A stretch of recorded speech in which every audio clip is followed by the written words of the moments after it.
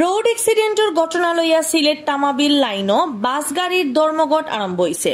সোমবার বিয়ান ৬টা থেকে এই ধর্মঘট আরম্ভ করছে সিলেট জেলা বাস মিনিবাস শ্রমিক ইউনিয়নে।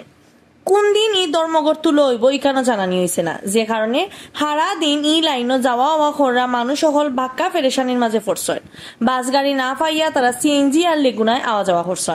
সোমবার এই লাইনে দিয়ে বাস আর কোস্টার চলছিল না, কিন্তু মঙ্গলবার তাকে কোনো জাতীয় গাড়ি ঘোড়া চলতো নয় করে কই দিছেন পরিবহন শ্রমিক হলে। আর মঙ্গলবারের ভিতরে দাবি ফুরা না করলে বুধবার তাকে ফুরা সিলেট জেলার সব জাতর গাড়ির ধর্মঘট করার আলটিমেটাম দিছেন শ্রমিক নেতা হলে। গেছে শুক্রবার সিলেট টু তামাবিল রোডর দরবস এলাকাত বাসন নিচে হামাইয়া যান গেছে ইজি বাইকর ফার্স্ট প্যাসেঞ্জারর। এই অ্যাক্সিডেন্টের লাগি বাস ড্রাইভারের দোষী দাবি করিয়া জৈন্তা খানাইঘাট আর গোয়াইনঘাট উপজেলার এক সাইড লইয়া বানাইল 17 পরগনার পঞ্চায়েত গুসায় ফুলি গেছে।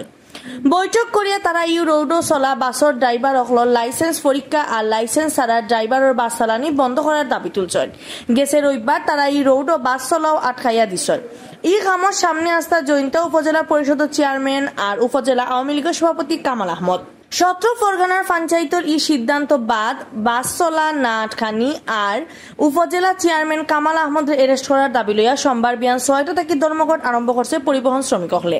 এই ব্যাপারে জৈন্তা উপজেলা পরিষদের চেয়ারম্যান আর উপজেলা আওয়ামী লীগের সভাপতি কামাল আহমেদে কইছেন, সালিশ কমিটির সিদ্ধান্ত মতে কোনো আনএক্সপার্ট আর লাইসেন্স ছাড়া ড্রাইভার দিয়া তামাবিল লাইনে দিয়ে কোনো বাস কোস্টার চলতে পারত না, অন্য যেসা তা জাতর গাড়িগুড়া চলব। সিলেট বাস মিনিবাস শ্রমিক ইউনিয়নের সভাপতি মইনুল ইসলামে কইছেন, সোমবার সিলেট তামাবিল রোডে দিয়ে বাস কোস্টার চলছে না, মঙ্গলবার ই রোডও কোনো জাতর গাড়ি চলতো না। মঙ্গলবারের মাঝে দাবি মানা না হইলে বুধবার থেকে পুরা জেলা পরিবহন ধর্মঘটের ডাক ডাকা হইব।